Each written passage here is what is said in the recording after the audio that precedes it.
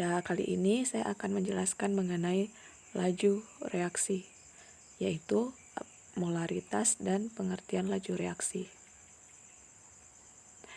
Sebelum kita memahami atau masuk pada materi laju reaksi, terlebih dahulu kita harus mengenal dan mempelajari tentang molaritas. Dalam laju reaksi, satuan konsentrasi yang digunakan adalah kemolaran atau molaritas, yang menyatakan konsentrasi atau kepekatan dari suatu larutan, yaitu jumlah mol zat terlarut dalam setiap liter larutan. Rumus untuk menghitung molaritas adalah M sama dengan N per V.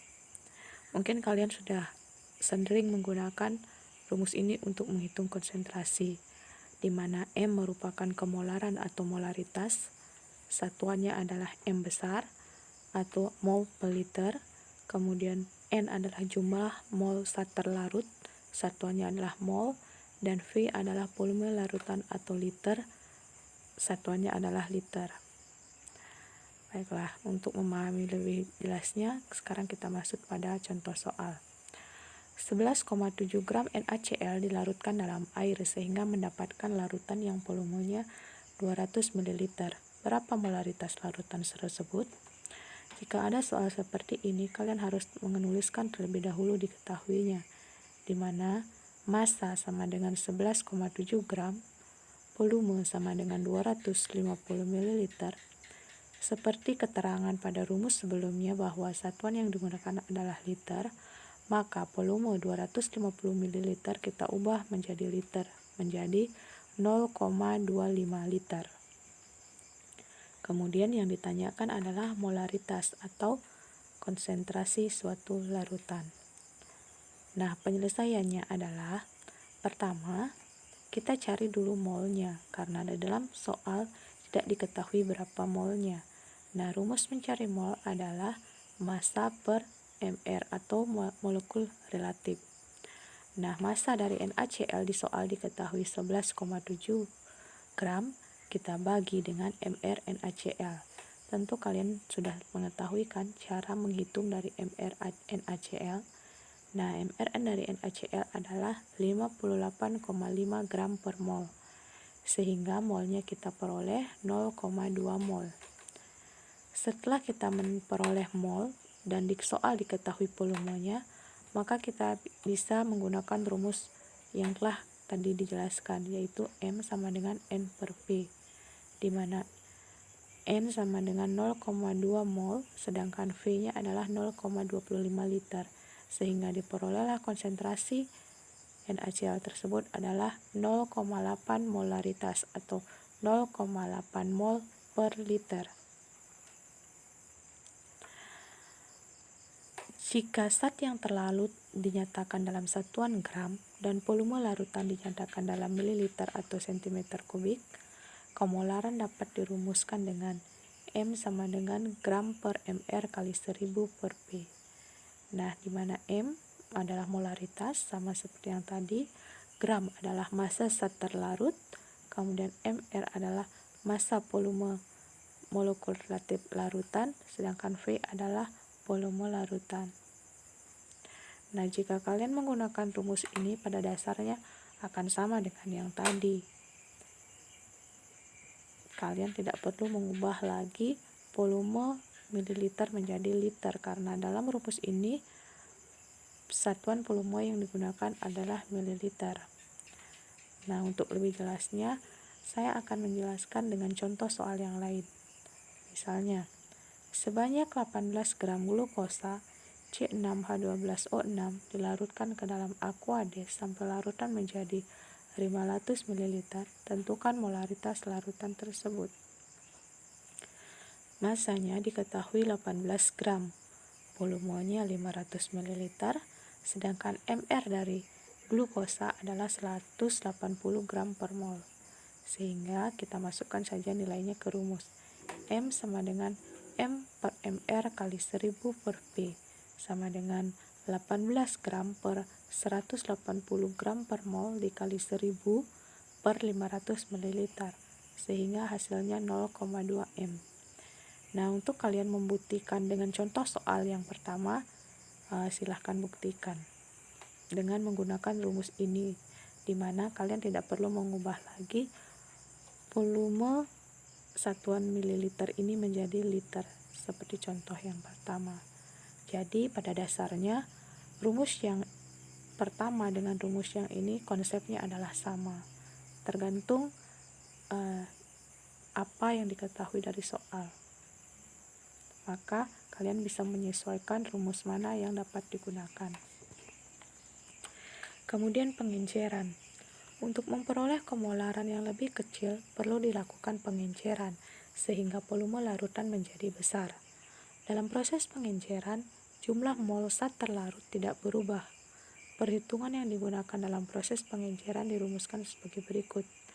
N1 sama dengan N2, di mana rumus untuk mencari mol adalah volume kali konsentrasi, sehingga N1 sama dengan V1 kali M1, N2 adalah V2 kali M2. Perlu kalian ketahui bahwa N1 atau yang bertanda 1 merupakan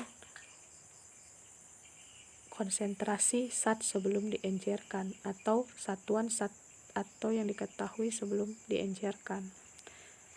V1 adalah volume larutan sebelum diencerkan, M1 adalah kemolaran larutan sebelum diencerkan. Nah, sedangkan yang bertanda 2 adalah satuan atau konsentrasi dari larutan setelah diencerkan, di mana V2 adalah volume larutan setelah diencerkan, M2 adalah kemolaran zat setelah diencerkan. Baik, untuk lebih mudahnya, kita masuk kepada contoh soal.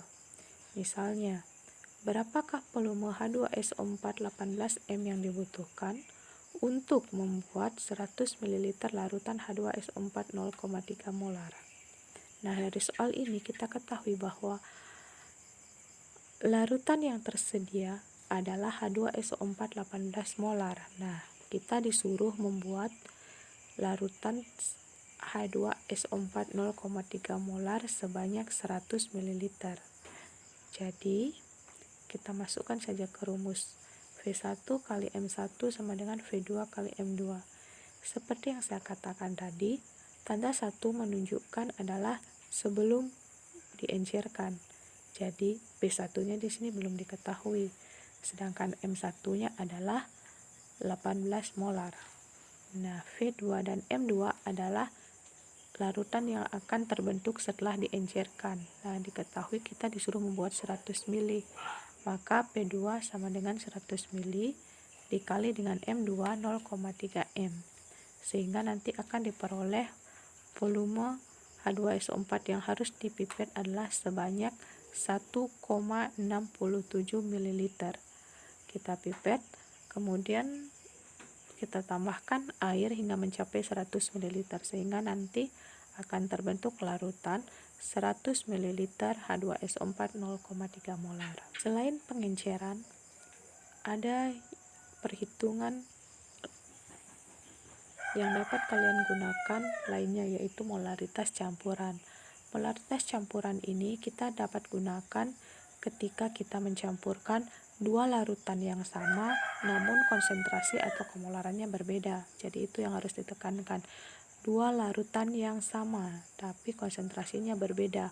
Maka untuk menghitung konsentrasi atau kemolaran campuran tersebut dapat digunakan rumus secara umum, yaitu M sama dengan jumlah mol zat per volume total, sehingga M campuran adalah V1 kali M1 ditambah V2 kali M2 begitu seterusnya dibagi dengan V1 ditambah V2 begitu seterusnya. Nah, untuk lebih jelasnya kita masuk kepada contoh soal. Misalnya, sebanyak 150 ml larutan NaCl 0,2 M dicampurkan dengan 250 ml NaCl 0,6 M. Hitunglah konsentrasi molaritas larutan setelah dicampur. Nah, di sini larutan yang sama yaitu larutan NaCl, namun konsentrasinya berbeda. Larutan pertama konsentrasinya 0,2 molar, sedangkan larutan kedua konsentrasinya 0,6 molar. Volume larutan pertama adalah 150 ml, sedangkan volume larutan kedua adalah 250 ml. Sehingga kita tinggal masukkan saja seperti ke rumus yang tadi, yaitu V1 kali M1 ditambah V2 kali M2 per V1 ditambah V2.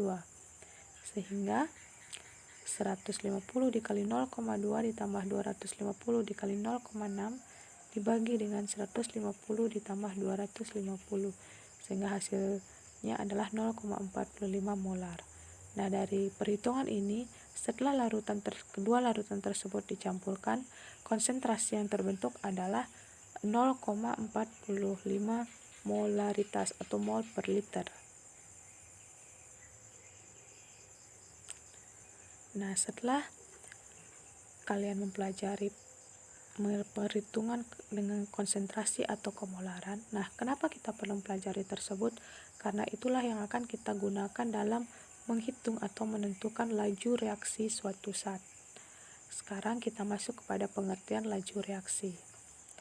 Tentu kalian masih ingat kan tentang persamaan kimia, di mana ada bereaksi atau reaktan dan juga ada hasil reaksi atau produk. Nah, pada konsep laju reaksi, konsentrasi bereaksi atau reaktan akan semakin berkurang, sedangkan konsentrasi hasil reaksi atau produk akan semakin bertambah. Sehingga laju dapat kita rumuskan dengan minus delta A per delta T, atau laju reaktan B minus delta B per delta T, atau laju dari produk yaitu plus delta konsentrasi C per delta T, atau laju plus delta konsentrasi D per delta D. Tanda minus di sini hanya menunjukkan pengurangan konsentrasi, sedangkan tanda plus hanya menunjukkan bertambahnya konsentrasi. V adalah laju perubahan konsentrasi. Sehingga laju reaksi dapat kita nyatakan sebagai berkurangnya jumlah reaktan atau bertambahnya jumlah produk dalam satuan waktu. Rumus secara umumnya seperti tadi, laju reaksi perubahan konsentrasi per perubahan waktu. Satuan dari laju reaksi adalah molaritas per second. Contoh soal. Dalam ruang yang volumenya 2 liter, 1 mol gas NH3 terurai menjadi gas Na2 dan gas H2. Setelah 10 detik, ternyata gas NH3 yang tersisa dalam ruang tersebut 0,6 mol. Tentukan laju reaksi penguraian gas NH3. Nah, ketika kalian mendapatkan soal seperti ini, kalian harus menuliskan terlebih dahulu persamaan reaksinya untuk dapat kalian menentukan yang mana reaktan dan yang mana produk. Karena yang ditanyakan adalah reaksi penguraian NH3, maka persamaan reaksinya adalah Na3 terurai menjadi 1/2 N2 ditambah 3/2 H2. Nah, dalam soal dinyatakan gas NH3 yang terurai dari 1 mol setelah bereaksi ternyata tersisa 0,6 molar, 6 mol maksud saya. Sehingga berapa yang bereaksi? Jadi 1 dikurang 0,6 mol, hasilnya adalah 0,4 mol. Itulah yang bereaksi dalam waktu 10 detik. Sehingga sebelum menentukan laju, kan rumus laju tadi adalah perubahan konsentrasi per perubahan waktu. Kalian belum mengetahui berapa konsentrasi dari NH3 yang terurai, maka kita harus mencari dulu dengan menggunakan rumus, yaitu N per V, di mana molnya diketahui 0,4 mol yang terurai dibagi dengan volumenya yaitu 2 liter, sehingga hasilnya adalah 0,2 M atau 0,2 mol per liter. Nah, setelah konsentrasinya kita ketahui, maka dengan gampang kita bisa menentukan laju reaksi penguraian gas NH3. P NH3 sama dengan perubahan konsentrasi yaitu 0,2 molar dan dibagi dengan perubahan waktu yaitu 10 second. Sehingga laju reaksi penguraian gas NH3 adalah 0,02 meter per second. Sehingga laju reaksi penguraian gas NH3 adalah 0,02 m per second. Terima kasih. Semoga apa yang saya sampaikan bisa dimengerti dan bermanfaat. Kurang dan lebihnya mohon dimaafkan. Baik,